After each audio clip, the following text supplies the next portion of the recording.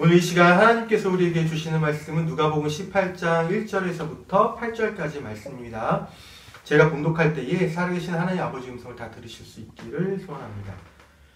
예수께서 제자들에게 늘 기도하고 낙심하지 말아야 한다라는 뜻으로 비유를 하나 말씀하셨다. 어느 고을에 하나님도 두려워하지 않고 사람도 존중하지 않는 한 재판관이 있었다. 그 고을에 과부가 한 사람이 있었는데 그는 그 재판관에게 줄곧 찾아가서 내 적대자에게서 내 권리를 찾아주십시오 하고 졸랐다. 그 재판관은 한동안 들어주려고 하지 않다가 얼마 뒤에 이렇게 혼자 말하였다. 내가 정말 하나님도 두려워하지 않고 사람도 존중하지 않지만 이 과부가 나를 이렇게 귀찮게 하니 그의 권리를 찾아주어야 하겠다. 그렇게 하지 않으면 그가 자꾸만 찾아와서 나를 못 견디게 할 것이다. 주님께서 말씀하셨다. 너희는 이 불의한 재판관이 하는 말을 귀담아 들어라. 하나님께서 자기에게 밤낮으로 부르짖는 택하신 백성의 권리를 찾아주시지 않으시고 모른 체하고 오래 그들을 내버려 두시겠느냐. 내가 너희에게 말한다. 하나님께서는 얼른 그들의 권리를 찾아주실 것이다. 그러나 인자가 올 때에 세상에서 믿음을 찾아볼 수 있겠느냐. 아멘. 아멘. 주님께서 주시는 말씀입니다. 달개목을 비틀어도 새벽은 온다 라는 제목으로 오늘 우리에게 주신 말씀에 담긴 하나님의 뜻을 같이 나누고 싶어요. 오늘 우리에게 주어진 하나님의 말씀은 한 가지 예화를 우리에게 소개합니다. 이런 내용이죠. 어떤 마을에 재판관이 있었어요. 그런데 그에 대한 평판이 썩 좋지는 않았던 것 같아요. 사람들은 그의 품행을 두고서 아마도 그가 하나님 두려워할 줄도 모르고 사람도 무시하는 사람이라고 생각했던 것 같습니다. 그런데 어느 날 그가 꽤나 귀찮은 일을 겪게 되죠. 한 과부가 자기의 억울함을 좀 풀어달라고 끈질기게 그를 찾아왔으니까요. 물론 처음 몇 번은 그 여인을 무시했습니다. 하지만 아무리 무시해도 그 여인이 포기하지 않았어요.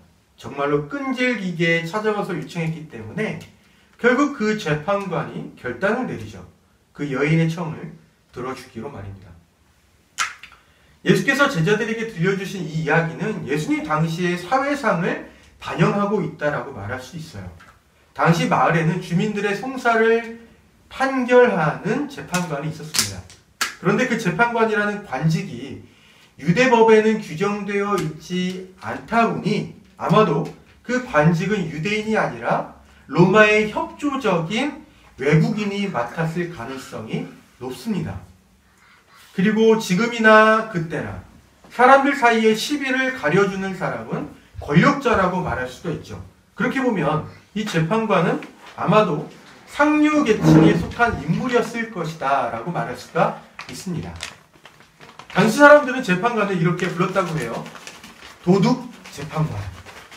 재판관을 재판관이라고 부르지 않고 도둑 재판관이라고 불렀다는 데에는 어떠한 이유가 있었을 거예요. 아마도 재판관에 대한 불신이나 반감이 사람들에게 있었기 때문이고 또 그만큼 재판관이 불의했기 때문에 아마도 사람들이 도둑 재판관이라고 불렀을 것입니다.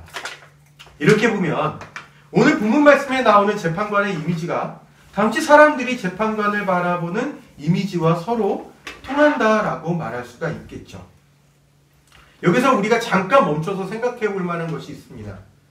법이 제대로 세워졌다고 하더라도 이 법을 집행하는 사람이 불의하면 그 법은 언제고 그 사회의 권력자들에게는 유리하게 작용하지만 약자들에게는 불리하게 작용한다라는 거예요. 이른바 유전무죄이고 무전유죄의 상황이 발생하게 된다는 것이죠. 불의한 권력이 정당한 절차에 의해서 통제받지 않으면 그 권력은 또 다른 권력과 결탁하기 쉽고 부패하게 됩니다. 굳이 우리가 멀리 가지 않더라도 우리 현대사를 통해서 이러한 사례들을 이미 접해왔습니다.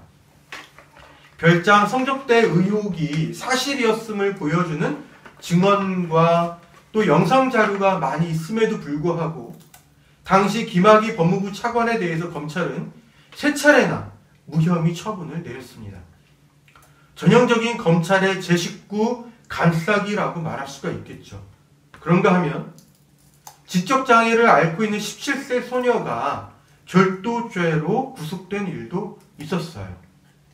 그 아이는 부모의 학대를 피해서 집을 나올 수밖에 없었고 그저 따뜻한 밥 한 끼와 잠자리를 제공해 준다는 어른들을 따라다니다 배고픔을 이기지 못한 나머지 임신하고 다른 사람의 지갑을 훔치게 된 것입니다. 그 17세 소녀, 지적장애를 앓고 있던 그 소녀를 향해서 검찰은 구속을 신청했죠. 이것을 보면 법을 집행하는 사람들이 강자에게는 약하고 약자에게는 강하게 집행한다라는 인상을 오늘 우리에게도 지우기가 어렵습니다. 이 본문 속의 이야기는 예수님 당시 사회에서도 오늘 우리가 보고 듣는 것처럼 바로 그와 같은 법적인 불의가 일어나고 있었다라는 것을 암시하고 있어요. 본문에 나오는 과부는 성서에서 말하는 대표적인 약자 가운데 한 사람입니다. 당시 여성들은 공적인 법정에 출두할 수 있는 권한이 주어져 있지 못했어요. 그렇기 때문에 그들에게 만약 억울한 일이 생기면 자기가 직접 법정에 나아가서 출두할 수 없으니 반드시 그의 편을 들어줄 수 있는 남성 가족 구성원이 대신해서 법정에 가서 항소를 하든 아니면 소송을 해야만 했습니다. 그런데 이 본문 속의 과부를 보면 그는 자신의 편을 들어서 그 대신 법정에 출두해 줄 만한 남성이 없었다라는 것을 우리가 알게 되죠. 공식 재판에 참석할 수가 없으니 그가 할 수 있는 일이라고는 재판관의 집을 찾아가서 끈질기게 매달리는 것밖에 없었던 것입니다.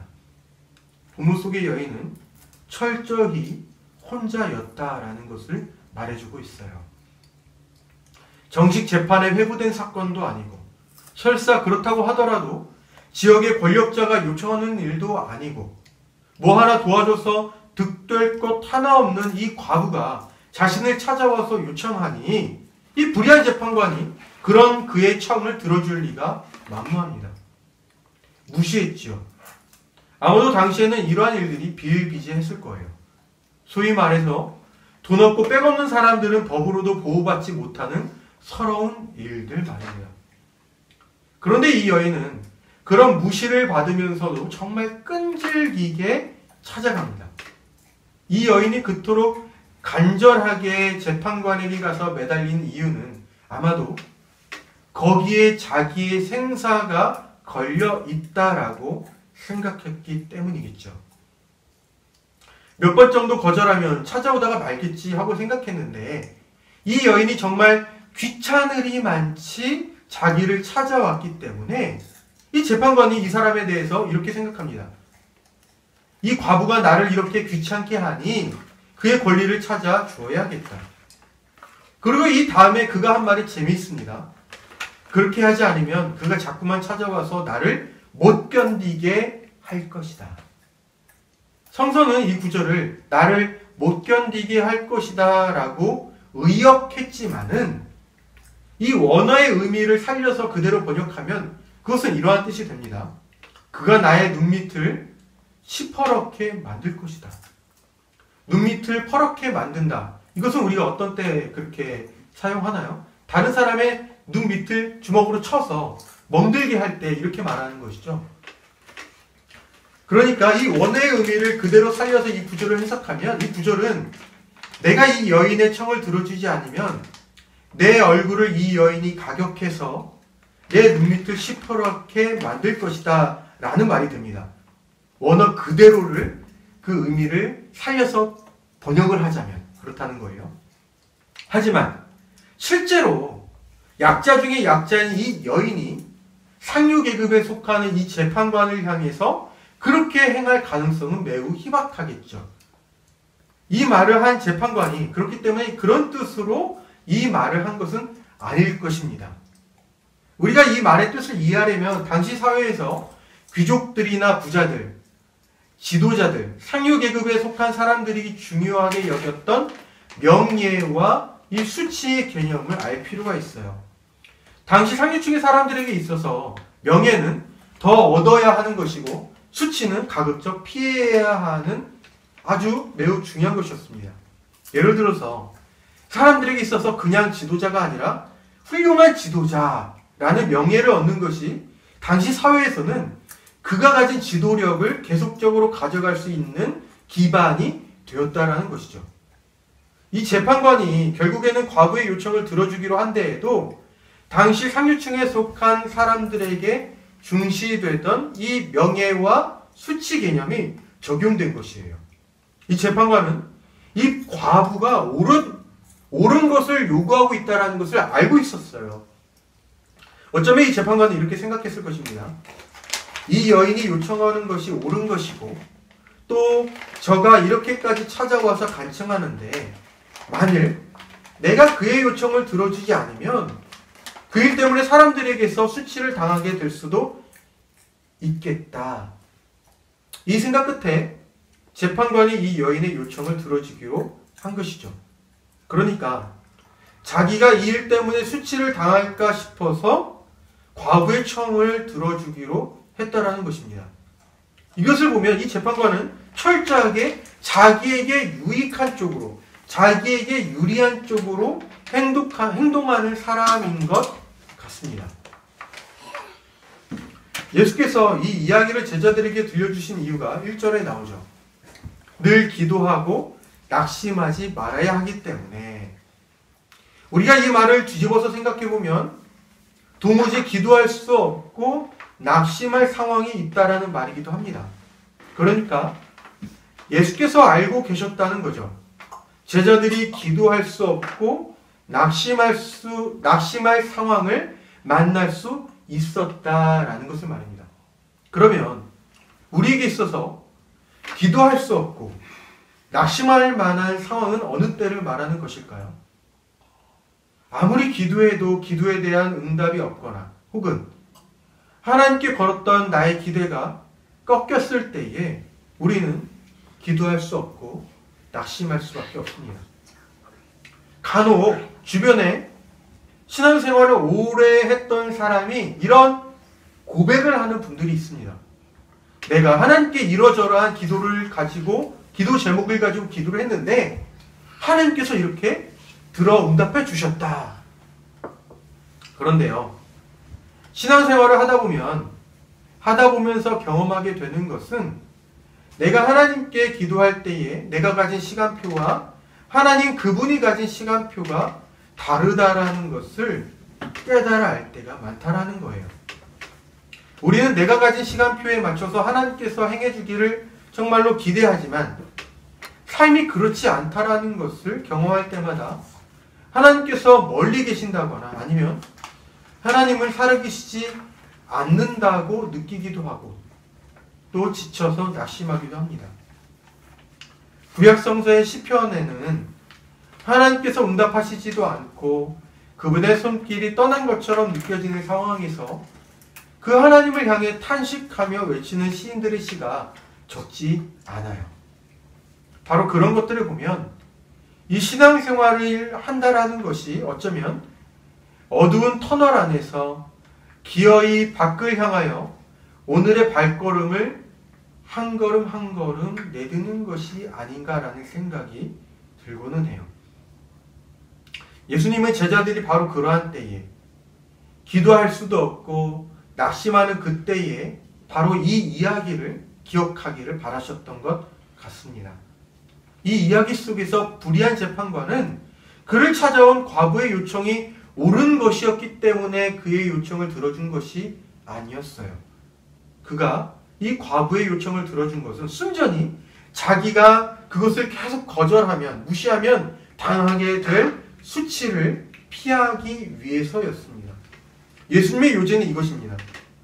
불의한 재판관도 그처럼 끈질기게 그를 찾아와서 매달리는 이 과부의 요청을 들어주었는데 하물며 하나님께서 그분의 택하신 백성들을 모른 채 하고 내버려 두겠느냐라는 것입니다. 어떤 사람들은 간혹 이 본문에 대해서 뭐든지 하나님께 기도하면서 그분이 지금 당장 응답해 주지 않는다고 하더라도 이 과부처럼 끈질기게 포기하지 않고 기도하면 마침내 그분께서 응답해 주실 것이라는 식으로 이 기도의 모범을 말하기도 해요. 하지만 그런 사람은 기도에 대해서 무언가 오해하고 있는 거예요. 기도의 응답은 꼭 내가 그분께 기대한 대로 이루어지는 것만을 가리키지 않습니다. 이게 중요해요. 하나님은 우리가 그분께 기대한 대로 응답하기도 하시지만 때로는 침묵이나 거절로 아니면 전혀 생각지도 못한 것으로 우리에게 응답하기도 하시기 때문입니다. 더군다나 이 본문 말씀은 당신이 하나님께 구하는 것을 받을 때까지 계속 구해라. 마치 아이가 부모에게 때를 쓰듯이 그렇게 하면 마침내 네가 구하는 것을 받게 될 것이다 라고 주장하는 사람들을 위해서 제시된 것이 아닙니다. 본문 말씀은 매우 특정한 상황에 놓인 사람들에게 주어진 말씀이에요. 예수님의 가르침대로 살고자 애를 씁니다. 그래, 예수님이 이렇게 말씀하셨으니 그렇게 살아야지. 하지만 내가 살아가는 이 부패한 세상이 그런 나를 가만두지 않아요. 심지어 어제까지만 해도 함께 끝까지 살아내자고 결의했던 친구마저도 변절해서 오늘 나를 떠나버리는 그 상황 속에서 하나님 어디 계십니까? 그 하나님을 향하여 도와달라고, 하나님 제발 이 모든 것들을 바로잡아 주십시오. 하나님의 의로운 오른팔로 이 모든 것들을 회복해 주십시오 라고 그분께 기도하지만 그럼에도 그분이 좀처럼 듣지 않는 것처럼 느껴질 때, 이래도 내가 계속 예수님을 믿는 사람으로서 살아가야 하는 것인가? 이쯤 되면 나도 친구처럼 이제는 좀 포기하고 세상 사람들처럼 그렇게 사는 것이 낫지 않을까? 하고 망설이거나 낙심하는 그 사람들, 바로 그 상황에 놓인 사람들을 향해서 이 말씀이 주어진 거라는 거예요.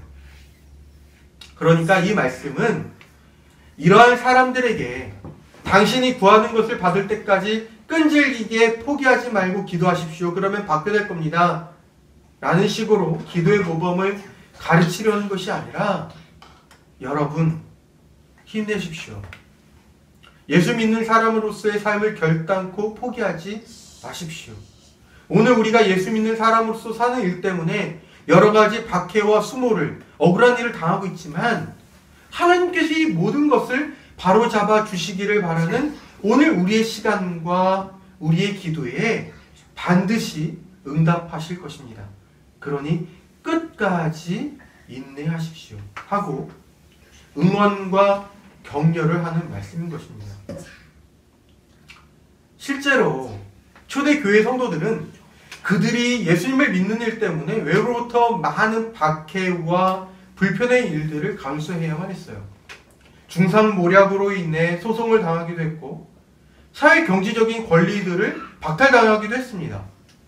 종교적으로나 정치적으로나 사회의 주도권을 쥔 사람들은 저들이 서로 결탁해서 여러 방면으로 성도들의 삶에 제약을 가하기도 했어요. 그럼에도 그들이 예수 따르는 삶을 포기하지 않았던 것은 그들에게 있던 확고한 소망 때문이었습니다. 그것은 주님께서 곧 다시 오셔서 우리를 옳다 하시고 우리의 이 억울함을 풀어주실 것이라는 소망이었어요. 그런데 금방이라도 다시 오실 것 같았던 그 주님, 다시 오셔서 우리의 억울함을 풀어주실 것이라는 그 주님이 다시 오시는 때가 점차 지연되고 외부로부터의 압박과 내부의 변절과 이탈이 심화되니 이 신앙을 가지고 있는 사람들이 지치지 않을 수가 없었죠. 누가복음의 저자는 바로 당시 성도들의 이러한 상황을 지켜보고 있었고 그들이 신앙을 지키고 인내하도록 격려하기 위해서 예수님의 이 말씀을 여기에 기록했던 것입니다. 예수님의 시대나 그 이후 초대교회의 성도들이 살아가던 시대나 아니면 오늘 우리의 시대에도 정말로 제대로 예수님을 믿는 사람으로서 살려고 한다 치면 어쩔 수 없이 겪게 되는 불편함이나 손해, 어려움 같은 것들이 있어 왔습니다. 성도로서 사는 길이라는 것이 많은 부분에서 양심을 따르고 또 윤리적이고 정의로운 삶을 살아야 하는 것이었기 때문에 그것은 부패한 권력자들과 거기에 편승하고자 하는 사람들에 의해서 미움을 받을 수밖에 없는 삶이었어요. 의로운 사람이 거꾸로 악하게 사는 사람에 의해서 수모를 겪거나 불의하고 부패한 사람이 오히려 승승장구하는 것을 볼 때마다 이 세상이 뭔가 크게 고장났구나, 뭐가 잘못됐구나 하는 생각도 들고, 그래서 하나님께서 속히 이 세상의 모든 어그러진 것들을 바로잡아 주시기를 그분께 기대하지만 하나님의 손길이 미치지 않는 것처럼 느껴질 때에 많은 사람들은 낙심하였고 기도를 잃어버렸습니다. 그런데 오늘 본문 말씀이 낙심하고 기도를 잃어버릴 수 있는 그 상황에 있는 사람들에게 이것을 깨우쳐줘요. 낙심하고 기도를 잃어버릴 바로 그때에 오히려 믿음을 굳건히 하라고 말이죠. 그 믿음은 그래도 다시 오실 주님께서 이 모든 어그러진 것들을 반드시 바로잡아 주실 것이다 라는 믿음입니다. 오래전 아주 엄혹했던 군사정권 시절에도 민주화 운동을 포기하지 않았던 김영삼 대통령이 당시에 이런 말을 남겼던 것으로 기억하고 있어요. 닭의 모가지를 비틀어도 새벽은 온다. 어차피 새벽은 오게 되어 있습니다. 마찬가지로 다시 오시겠다는 주님의 약속대로 주님도 다시 오실 것입니다. 주님은 마침내 오셔서 이 모든 어그러진 것들을 바로잡으시고 온갖 손해와 박해에도 불구하고 자기에게 주어진 믿음을 좇아서 살아내었던 성도들을 신원하여 주실 거예요. 오늘 이 본문 말씀을 듣는, 오늘 이 말씀을 듣는 우리는 교회의 모든 성도들도 부디 이 믿음을 확고히 하면서 오늘 우리에게 주어진 믿음의 삶을, 그 걸음을 충실하게 내딛고 살아낼 수 있기를 빕니다. 그리고 오늘부터 시작된 이번 한 주의 시간도 조시 하나님 아버지께서 여러분과 여러분의 사랑하는 모든 사람들에게 함께 하시고 평강으로 채워주시기를 빕니다. 기도하겠습니다.